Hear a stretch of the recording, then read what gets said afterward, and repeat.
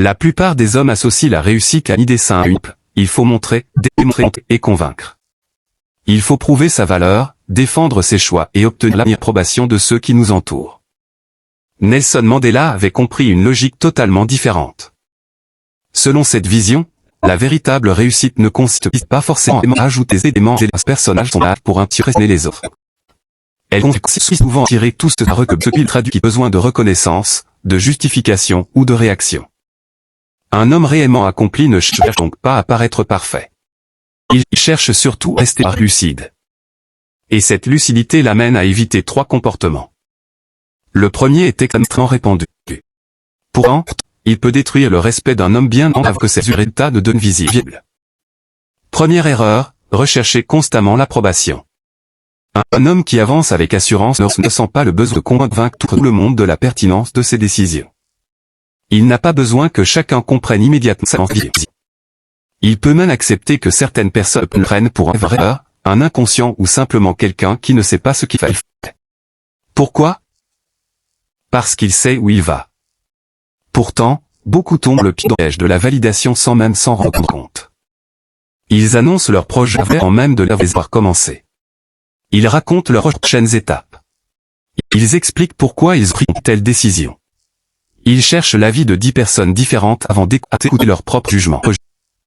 Et soyons honnêtes, parfois, on ne demande pas vraiment un conseil. On cherche simplement quelqu'un qui nous dise « Oui, tu as raison ». L'approbation procure une sensation agréable. Elle donne l'impression que l'on progresse. Mais cette sensation peut être trompeuse. Plus un homme dépend du regard extérieur pour se sentir sûr de lui, plus il révèle directement qu'il est encore dans la propre direction. Le problème est que la validation peut rapidement devenir une habitude. On commence par demander « Est-ce que tu penses que mon idée est bonne ?» Puis « Est-ce que tu crois que je devrais faire ça ?» Et finalement, on finit presque par demander aux autres la permission de devenir la personne que l'on veut être. C'est là que le danger apparaît. Chercher constamment l'approbation provoque au moins 3 conséquences visibles. D'abord, tu dévoiles tes intentions avant qu'elles aient eu le temps de devenir solides. Ensuite, tu laisses des opinions extérieures, parfois très peu pertinentes, influencer des décisions qui concernent directement ton avenir. Enfin, tu risques de mesurer progressivement ta propre valeur à travers le regard des autres. Et à partir de ce moment-là, tu ne construis plus réellement ton identité. Et pourtant, ce n'est que la première erreur.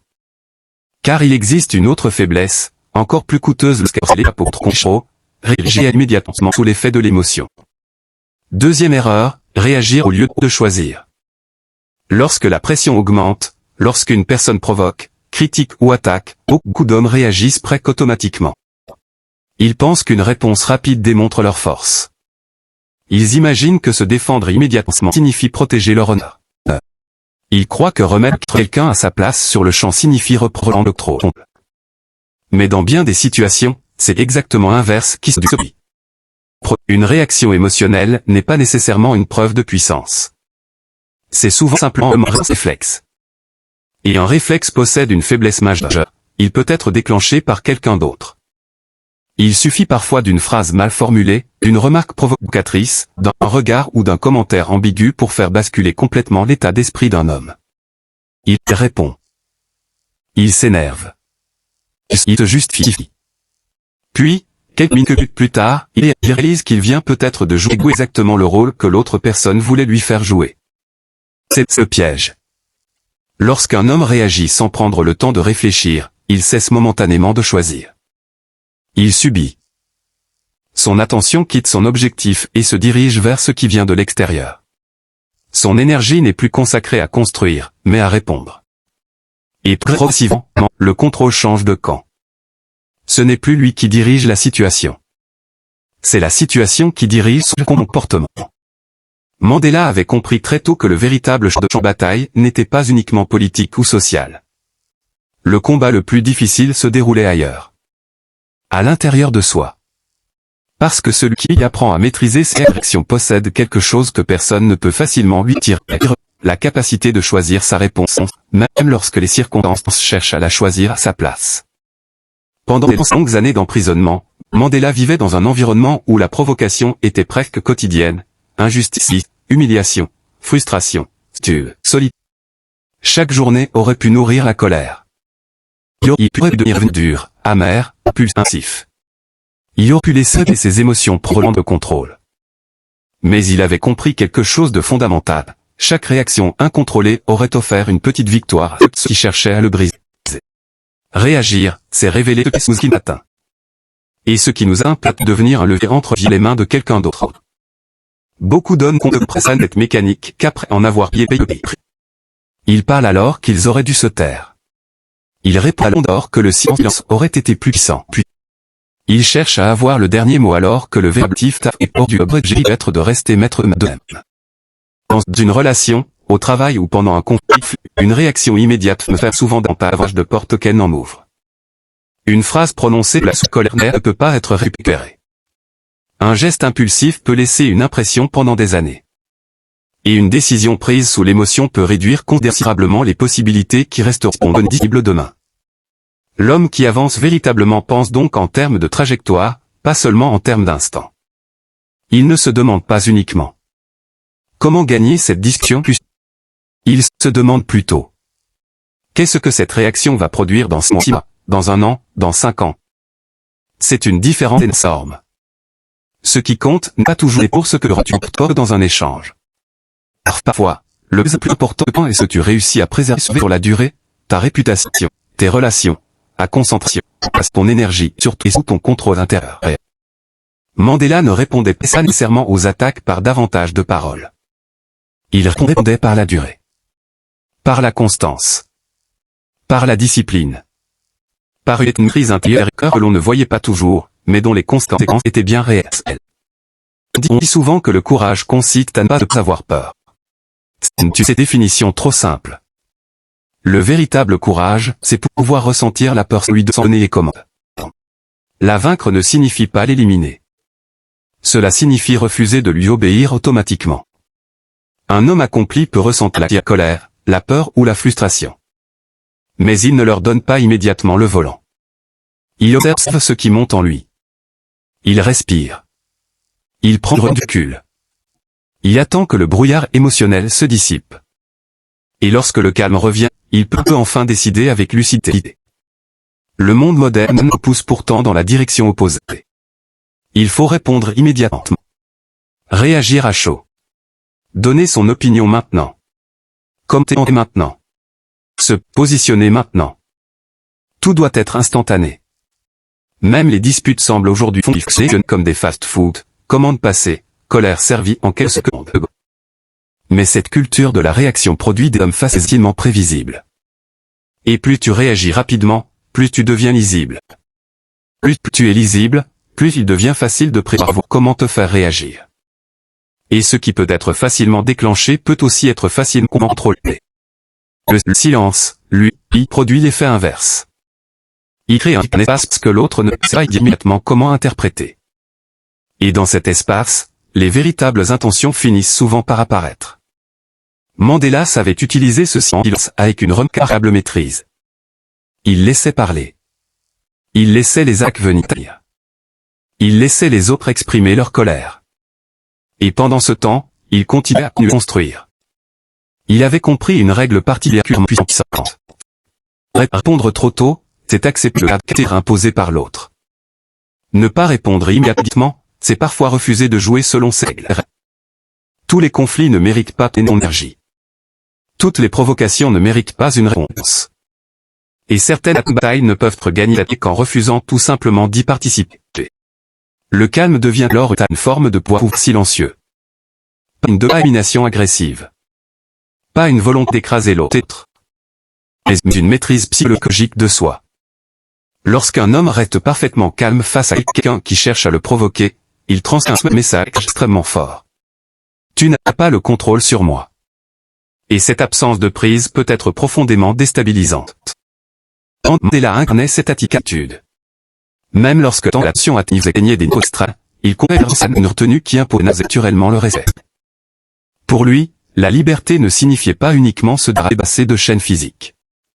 Elle signifiait également vivre d'une manière qui respecte la liberté des autres. Et cette liberté commence toujours au même endroit, à l'intérieur soi. Être libre, c'est aussi ne pas devenir prisonnier de ses impulsions. C'est pourquoi la plus grande force d'un homme qui réussit n'est pas nécessairement sa voix. Ce n'est pas sa capacité à convaincre. Ce n'est pas non plus sa rapidité à répondre. Sa véritable force, c'est sa maîtrise. Et plus il progresse, moins il a le besoin de réagir à chaque événement. Il choisit ses batailles. Il protège son énergie. Il comprend que certaines choses ne méritent même pas une réponse. Car lorsqu'une situation oblige systématiquement à réagir, elle possède déjà une partie de contrôle. Et c'est précisément pour cette raison qu'une troisième erreur doit être évitée. Elle est moins spectaculaire. Elle provoque moins de colère. Et sur plusieurs années, elle peut être encore plus déterminante. Troisième erreur, s'exposer inutilement. Il s'agit de montrer ses talents trop tôt, de dévoiler ses intentions avant qu'elles ne soient suffisamment solides pour résister aux influences extérieures. La plupart des hommes ne réalisent elles-mêmes pas à quel point ils le font. Ils racontent ce qu'ils veulent accomplir. Ils expliquent ce qu'ils préparent. Ils annoncent leur prochaine décision. Ils décrivent la personne qu'ils comptent devenir. Et ils finissent parfois par confondre deux choses très différentes. Savoir intérieurement où l'on va y avoir besoin de l'annoncer extérieurement. Plus un projet est exposé prématurément, plus il devient vulnérable au regard extérieur. Chaque opinion peut introduire un tout. Chaque remarque peut créer une hésitation.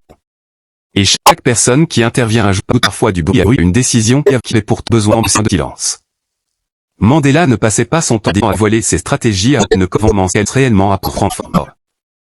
Il avançait. Il observait. Il préparait. Puis il agissait. Les explications venaient ensuite, lorsque les actes avaient déjà commencé à parler. Parce qu'il connaissait une règle essentielle. L'exposition attire l'interférence. Lorsqu'un homme montre tout ce qu'il se construit, il invite près de tout le monde à participer à ce projet. Le problème, le monde ne construit pas nécessairement avec lui. Le monde commente. Le monde juge. Le monde projette ses propres peurs. Le monde conseille parfois sans connaître le chemin. Et parfois, le monde ralentit simplement qu'il ne se comprend pas. Parler d'un projet procure aussi une sensation, celle d'avoir déjà avancé. Tu annonces que tu vas changer de vie, et pendant quelques minutes, ton cerveau te donne presque la médaille avant même la course. Mais une intention exprimée n'est pas encore une action. Parler trop tôt peut même diminuer l'attention intérieure qui devait normalement pousser à agir. C'est une forme de satisfaction anticipée. Tu as parlé du sommet avant même d'avoir commencé à gravir la montagne. Mandela avait compris que la parole gagne parfois en puissance lorsqu'elle est rare. Plus une personne parle avec discernement, plus ses paroles peuvent avoir du poids lorsqu'elle arrive enfin. Et cette idée rejoint parfaitement une réflexion attribuée à Mandela. Après avoir gravi une grande colline, on découvre seulement qu'il reste encore beaucoup de collines à gravir.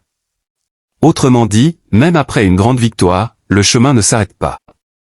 Alors inutile de gaspiller son énergie à annoncer chaque pas. Construis d'abord. Parle ensuite. Laisse les résultats raconter ce que les mots auraient essayé de prouver.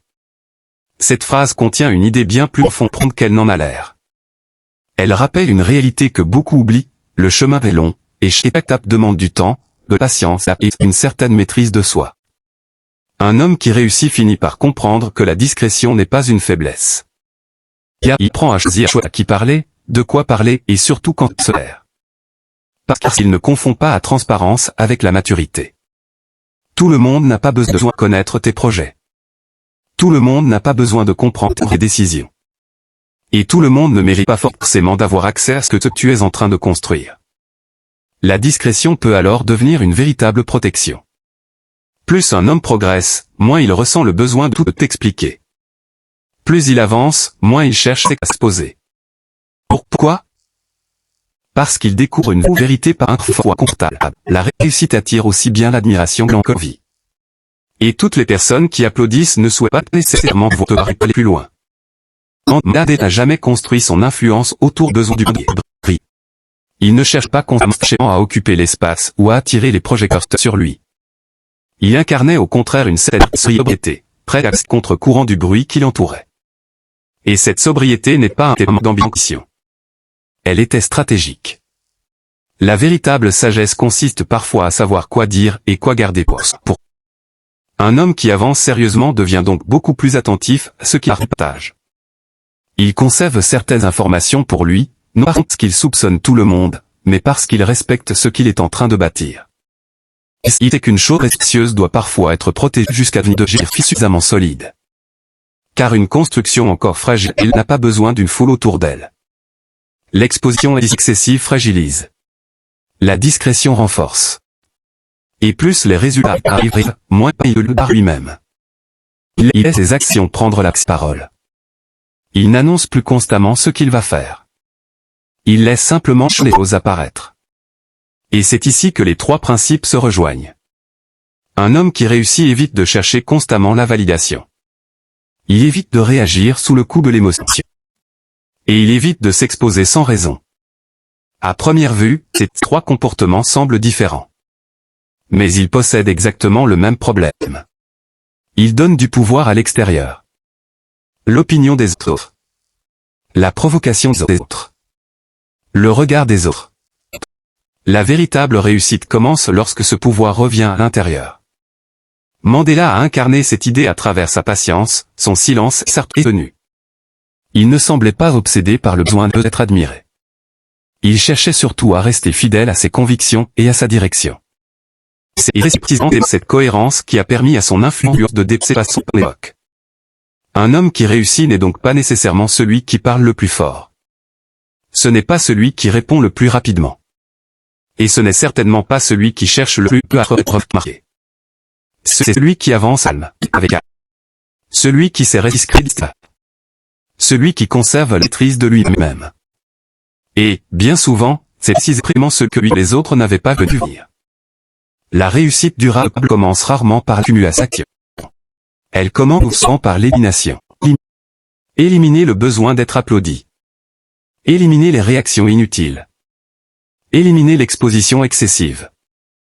Nelson Mandela l'avait compris bien avant que le monde ne reconnaisse pleinement son influence.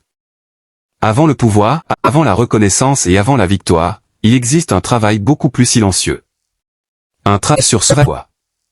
Un homme qui veut réellement progresser apprend d'abord à ne plus courir après la validation. Il accepte de poursuivre son chemin même lorsque personne ne l'applaudit. Parce qu'il sait qu'une reconnaissance obtenue avant les résultats ne construit rien de solide. Puis il apprend à contrôler ses réactions. Il comprend qu'une réponse précipitée donne immédiatement du pouvoir à ce qui vient de l'extérieur. Le calme, lui, ramène ce pouvoir à l'intérieur. Et la maîtrise de soi devient alors plus importante que le simple fait gagner d'une discussion. Enfin, il apprend à ne plus tout exposer. Il parle moins. Il montre encore moins. Il protège ce qu'il construit jusqu'au maximum où les résultats peuvent exister voire besoin d'être défendus des applications. Au fond, ces trois choix reposent sur la même qualité. La retenue. Il demande de la patience. Il demande de la discipline. Surtout, il demande d'aller à l'encontre de ce que la majorité fait naturellement. La majorité veut être vue rapidement.